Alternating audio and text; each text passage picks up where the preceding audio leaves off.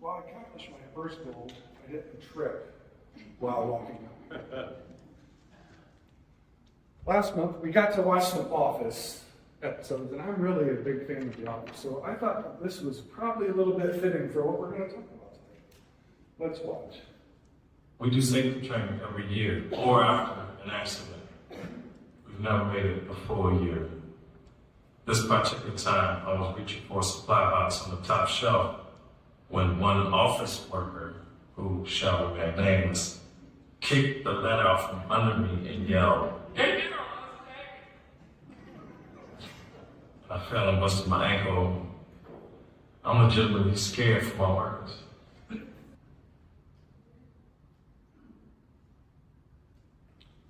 All right, that was great. I love The Office, by the way. But how many of you guys ask yourselves, are you scared for your employees? Are your employees scared for themselves? Right? We don't want that. We want safety in our workplace. Welcome, everyone. My name is Kyle Berg. I'm the EHS Manager for ArtiFlex Manufacturing. I've been with ArtiFlex for a little bit over 4 years now. My wife and I have 4 children. 2 of them are grown and 2 are still in school. The 2 grown ones are learning how to adult. Welcome to tax season. When I'm not playing with my kids and going and watching sporting events and just being with the family, I like to golf. A couple of the golfing courses that really stands out to me are the courses at Andrews Air Force Base. In this one, it really wasn't all about the golf, though. It was about more of the atmosphere. All right? Really enjoyed watching Marine 1, 2, or 3 fly over our heads when we were golfing. The morning round, Air Force One flew over. It was a pretty cool day. Every day about 5 o'clock, everything just stopped. They played the Star Spangled Banner. It was a pretty cool experience. The other round I want to talk about is the Cleveland Gardens Charities album. Yes, that's Tim Tony, Carlos Firegood, and Lynn Parker. It was a great day. Awesome. That's right. More of the atmosphere than just about golf sometimes. We're not here to talk about golf. We're talking about behavior-based safety and servant leadership. Before we get started, I'd like to thank the Safety Council, our EHS team, Tracy, Diamond, and Chris, our leadership and development specialist, Seth Vogel, and ArtiFlex Manufacturing. Today, we're also going to play a little game. So when you came in, you should have gotten an EHS bingo card. This is something that we like to do with our employees in the month of June, National Safety Month. We get to have a little fun, and we get to have a little awareness around EHS. We had around 90% participation in EHS bingo. It could have been because throughout the month, we handed out some pretty cool prizes: lawn chairs, beach towels, golf towels, lanterns, hats. It's pretty good month. I think it was more the grand prize. It was a paid off with 2 Cleveland Guardians tickets. It wasn't when you walked into the stadium, you didn't walk up, you walked down. It was fireworks night. It was a really good night for our employees. So I'm hoping that everybody knows how to play bingo, but we're going to take the first 3 winners, vertical, horizontal, or diagonal, and we're going to present you with a prize from ArtiFlex. Pretty cool prize. So on each screen, you're going to see these little pictures. So the middle bottom is the first picture. If you have it, cross it off. I want to hear it when somebody wins bingo. All right? Shout it. Let's get loud with it, or let's just have some fun with it. But when I ask myself why I work safely, this right here is my why. Right? So let's dive into the world of behavior-based safety and servant leadership. Every year, we spend about $176 billion on workplace incidences. According to the National Safety Council, each recordable injury is $43,000. Well, I would rather take those dollars and put them back into our people, into our processes, back into our equipment.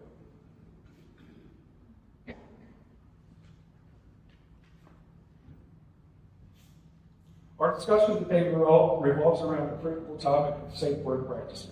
Now, it's easy to get lost in the complexity of safety protocols. So let's break it down together. First, remember, safety culture is at the heart of everything we do. Our behaviors, our choices, our leadership styles all contribute to a safer work environment. Next, think about behavior-based safety as a proactive approach. It empowers team members to participate actively while maintaining a safe workplace. Finally, assertive leadership plays a pivotal role in when leaders prioritize the well-being of their teams. They inspire a culture where safety is second nature. These elements combine to create a lasting impact, shaping not just our workplaces, but our communities as well. I'm sure that you've all heard safety first. Safety is our top priority. Today, when a machine went down, our priorities changed. Right? At ArtiFlex, it's safety always. It doesn't matter what we're doing. Safety is embedded in everything that we do. Whether it's quality, whether it's production reliability, safety always. Workplace safety is critical because, as we just saw in previous slides, it's pretty expensive. Every year, there are many injuries and illnesses that cost billions of dollars in medical expenses. Lost productivity, compensation claims impacting not only businesses, but also families and communities. Unsafe work environments lead to physical harm, emotional stress, decreased morale, which further reduce productivity and increase turnover. Effective leadership plays a pivotal role in shaping a positive safety culture by setting clear expectations, modeling safe behaviors, and fostering an environment where employees feel that they're empowered to speak about the hazards. There are many factors that cause accidents. Accordingly, there are many different types of safety programs designed to prevent accidents. You're responsible to maintain your safety. A safe worker exhibits safe, positive attitudes towards our safety programs. Behavior-based safety programs are designed to develop positive attitudes towards safety, encouraging safe work behaviors. Behavior-based safety program is one in which employees embrace working behaviors, safe working behaviors over unsafe working behaviors.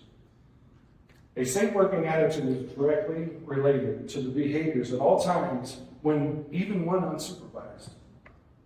A safe worker will always adhere to the safety policies and procedures no matter the circumstances. I was told that injuries happen and is a part of the job. Our team refuses to believe that. Getting injured at work is not an expectation. It is not part of the job. A behavior-based safety program is designed to encourage workers to take responsibility for safety, to make the right choices, emphasize safe working attitudes among employees. Today, let's see how our company's safety culture thrives. Our first key point in fostering mutual respect and support. This is the backbone of our company, or our culture. When we respect and support one another, we create a safer and happier workplace. And next, developing a clear safety mission and goals is critical. These guide our actions and decisions, ensuring everyone knows what we're working towards. Communicating these visions and goals can't be overlooked. It's about ensuring each team member understands and aligns with our safety objectives. While we encourage individual participation, everyone has a voice. We listen, we can improve our safety culture. In 2025, early 2025, January, to be exact, pretty early, we rolled out the Safety Always initiative. Everybody got this nice long sleeve shirt with Safety Always down. And then we learned about near-miss, unsafe conditions, and observations of different hazards. Over the course of 2025, we had right around 95, 96 observation notes come in with different things that we could fix and improve for our employees. 86 of them were completed, with us still working on just a few, and we keep getting more and more and more because we're empowering them and we want to hear their voice. Empower employees to achieve goals and change is essential. By providing tools and support needed, we enable everyone to contribute to a safer work environment. When I started in 2022, I just kind of laid low for the first couple months, like you would at a new job, right? Just trying to get my feeling, trying not to make waves.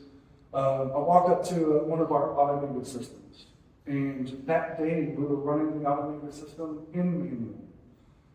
Because it wasn't a big run, so it didn't really make sense to step all the robots. I just sat and observed, and I did not like what I saw. So I walked up to the employees and I said, look, is there a safer way to do this? Can we do this even better for you to go home? And they're like, yeah, but I'm not saying get in trouble. I'm not okay with that. Let me lock it out. Let me go get a supervisor, and let's then discuss it. So that's what happened. Come back, we fixed it, we made it safer for our employees. But I believe at that time, they felt a shift. Somebody finally here is listening. Somebody has their back. I'll take the fall all day. If it makes sure that one of my employees goes home, I'll take it every day. There are three key factors affecting employees in the workplace: the person, the work environment, and the behavior and attitudes towards safety. A person owns safety and is affected by the physical capabilities, the knowledge of the work experience, and training. Through putting this together, I couldn't find a distinction between new employees and tenured employees. And I started questioning why. Well, new employees, they don't have the experience that the older employees do. What we see in our data, it doesn't care if you just started day one or if you have 35 years. If you don't have the right attitude towards safety, if you get complacent, you're going to be injured if you're not following the rules. All this sounds great. Talk about how important safe workplaces are. People are going to listen, right? Yeah. No? Yeah? Okay. Every person will come to work and leave happy and healthy. They're going to listen. Oh, don't leave this, right? If we're that easy, we wouldn't have jobs. We all have challenges when it comes to keeping our workplaces incident-free. Common challenges include complacency, at-risk behaviors, near-miss reporting. These are all relevant. I bet you can relate to at least one of these in your workplace. What about the real challenge? The one we know about. The real challenge is overcoming our own awesomeness, letting go of our ego as leaders. How many of you can relate to this picture? All the decisions being made in a meeting, and when the going gets tough in production, we look past training that didn't get done, or the broken horn on the forklift because we were too busy. We lead a meeting and come up with some great ideas, but the team just won't buy in. Or say, hey, incidents happen. A trip over a tattered floor mat, everybody walked by it for 3 months. No one said a word. Wait for it. Somebody else will get that. Oh, EHS will get that. The safety guy owns that.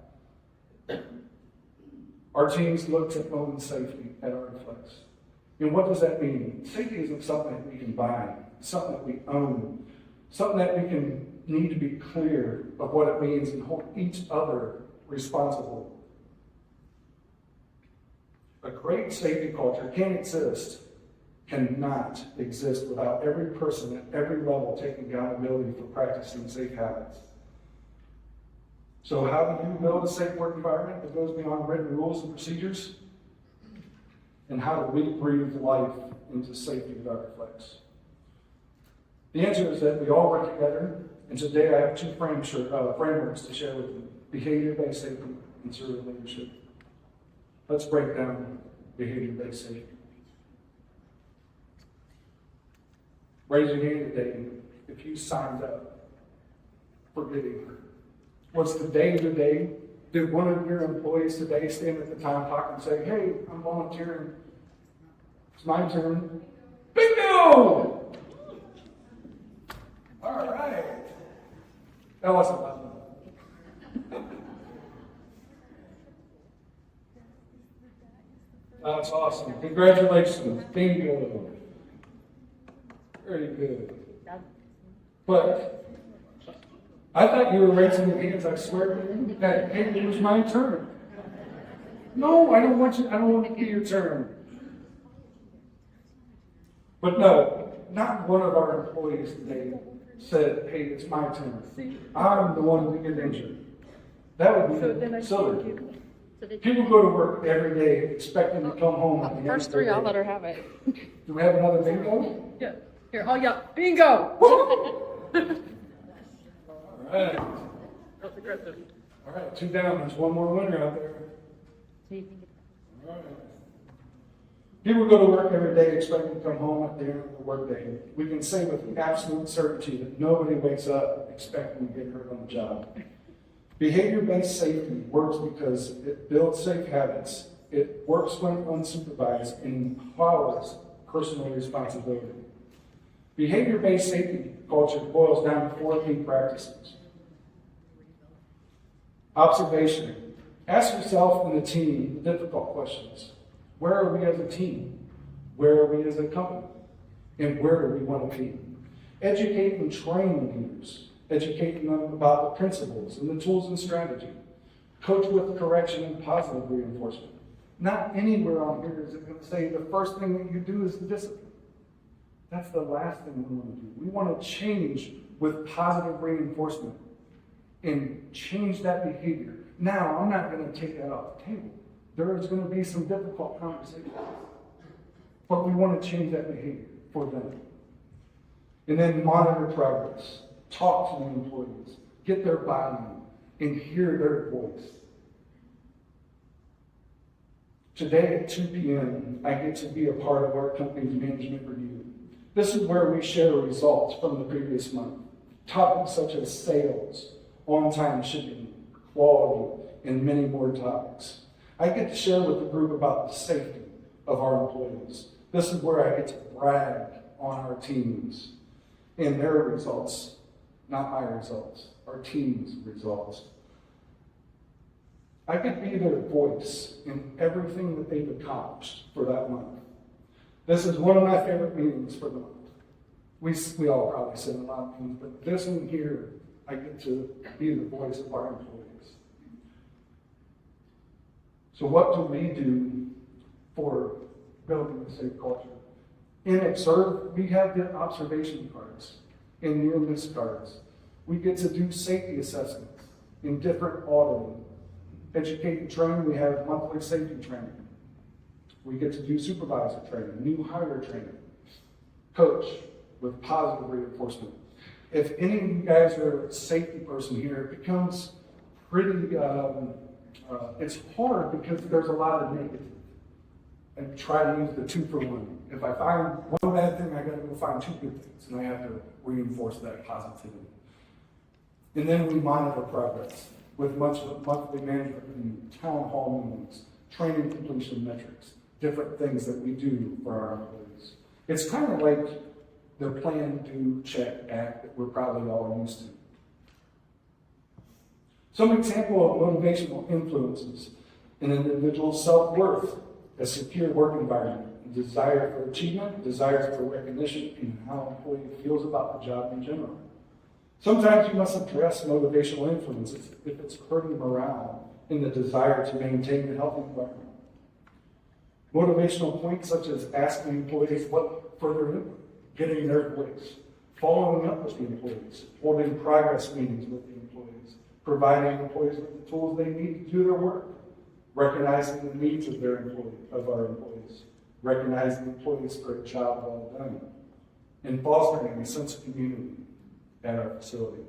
Simply put, motivation is built on a solid corporate culture, one that meets the needs of its employees and meeting the needs of the people around it, which brings us to the basic foundation of the second framework, servant leadership. Many of you have probably heard about servant leadership. While there are many theories and many books that have been written about this, the basic elements of the leader who embodies servant leadership remain the same.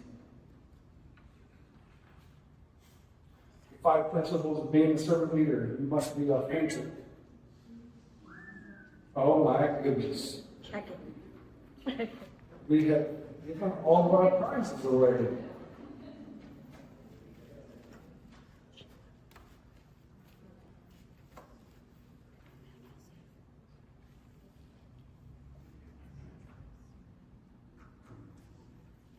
Yeah, that's what we're talking about today, so I shoved a servant leadership book in there.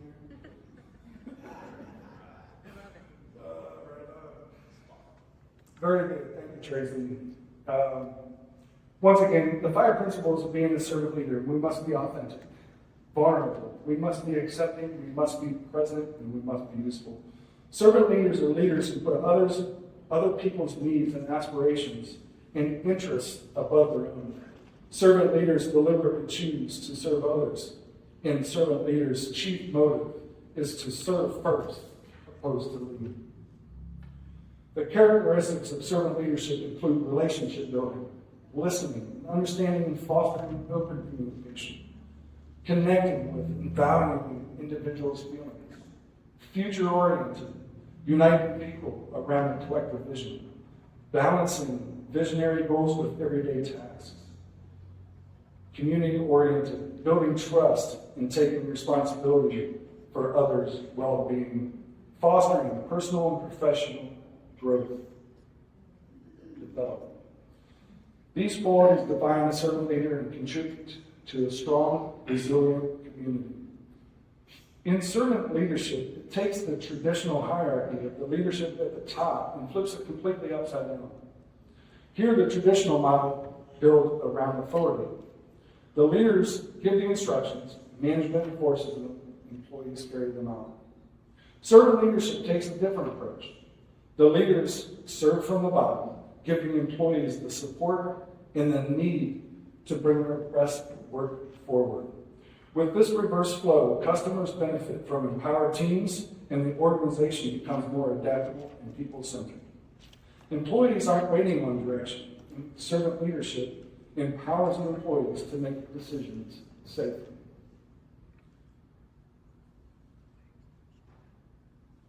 Servant leadership values diverse opinions, cultivates a culture of trust, develops others, helps others with life issues, not just work. It encourages, it sells instead of tells, and says thank you. It thinks long-term and acts with humility. What I don't want you to take away from this is that we just say yes all the time. We have to look at the wants and the needs. Remember the example I told you about, there was an observation card? Let's go back to that. One of the cards that was turned in was, hey, we need a first aid cabinet in this particular area.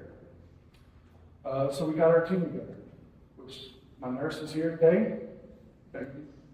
And we got the team to see if that was the best use of expenses. Well, come to find out, within 35 steps of that area, there were 3 first aid cabinets, 2 AEDs, and 2 IR stations.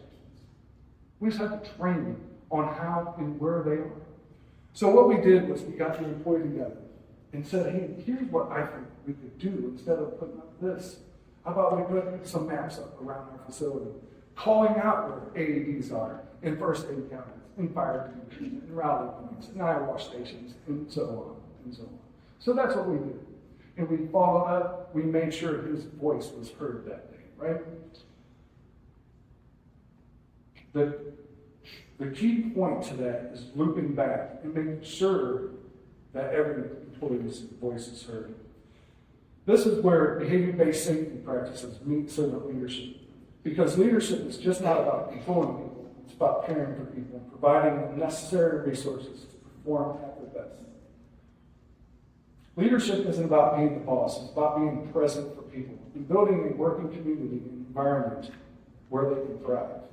Leadership isn't about standing your ground, it's letting go of your ego and being able to admit that you make mistakes too. Leadership is a matter of being present. In an organization, a great deal of consideration goes into who has power and how much. True power comes from being respect, trust, and support of your people.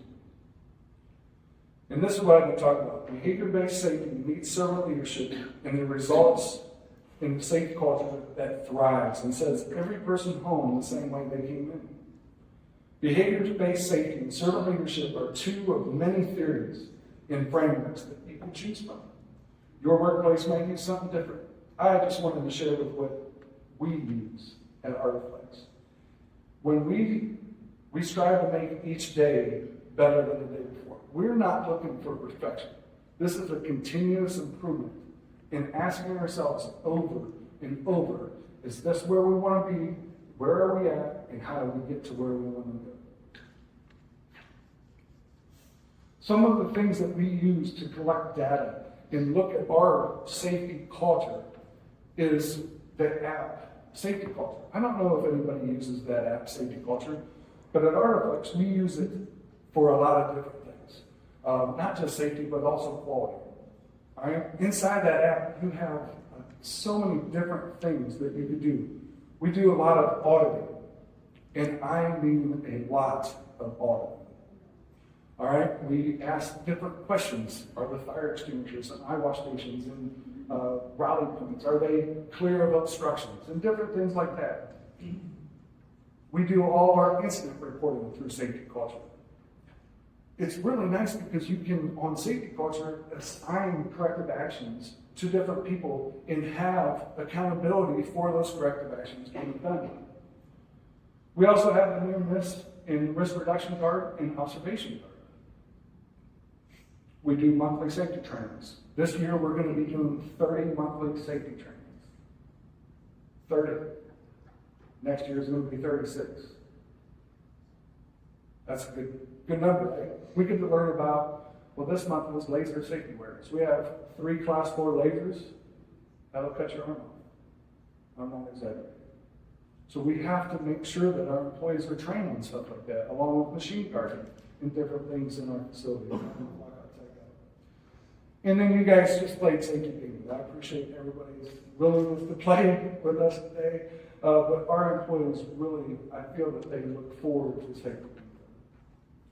And then our safety culture, our servant leadership culture, teamwork, forward thinking, commitment to the growth of people, execution, professionalism, communicative, engaging, and acting with integrity. I have 2 of my EHS team here today, Tracy and Diane. And they embody our servant leadership culture. Teamwork and acting with integrity. I appreciate everything that they do. And it makes my job easy when you have coworkers like that. Thank you guys both for a job well done. When we do all this, the results speak for themselves. You can see here on our slides, these are factual, up-to-date results. Our TIR and our DART, which we measure and we report out on. In 2022, we had 27 recordable injuries. We're down to 12. That's a big decrease in how long it's taking to build that culture of safety and servant leadership. If your graphic looks blank, if you have no incidences, I will leave you with this. That absence of injuries is not the presence of safety. There is always something that we could be doing in talking to our employees about making sure that they get to go home safely that day. Behavior-based safety in servant leadership takes years to develop. As you can see in our results, we're not perfect. We strive for perfection and we fail. And we ask ourselves those things again: plan, do, check, act. How can we continue to maybe drop that from 12 to 10 to 8 to 6 to finally 0 someday? It takes a long time to build this. This is not a sprint. It is a marathon. But enjoy the ride. Thank you guys all for your time and attention. Have a great day.